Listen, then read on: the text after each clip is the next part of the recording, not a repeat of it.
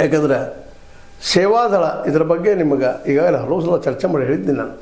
ಕಾಂಗ್ರೆಸ್ ಸೇವಾದಳವನ್ನು ಮರೆತ ಪರಿಣಾಮನೇ ಇವತ್ತೇನಾಗ್ಯದಪ್ಪ ಅಂತಂದ್ರೆ ಇವತ್ತು RSS ಮುಂದೆ ಮಂಡೆ ಊರಿ ಕೂಡುವಂಥ ಪರಿಸ್ಥಿತಿ ಕಾಂಗ್ರೆಸ್ಸಿಗೆ ಬಂದದ.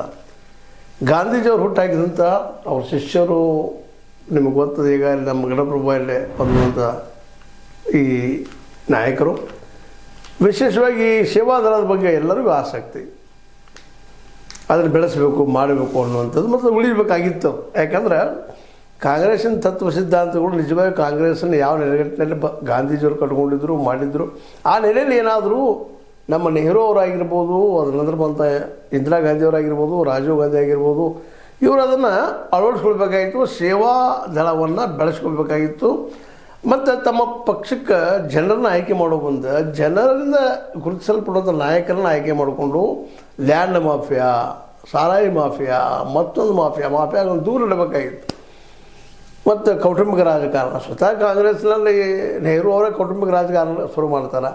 ಈಗ ಅದೆಲ್ಲ ದೂರ ಆಗಿದ್ದರೆ ಇವತ್ತು ಕಾಂಗ್ರೆಸ್ಗೆ ಈ ಪರಿಸ್ಥಿತಿ ಬರ್ತಿರಲಿಲ್ಲ.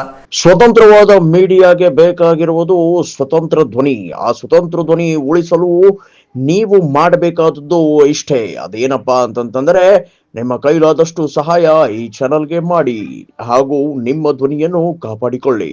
ಗಾಂಧೀಜಿಯವರ ಸೇವಾದಳ ಇವತ್ತೇನಾದರೂ ಸರಿಯಾಗಿ ವರ್ಕ್ ಮಾಡಿದ್ರೆ ಕಾಂಗ್ರೆಸ್ ತನ್ನ ನೈತಿಕತೆಯನ್ನು ಬಿಟ್ಟು ದೂರ ಬರ್ತಾ ಇರಲಿಲ್ಲ.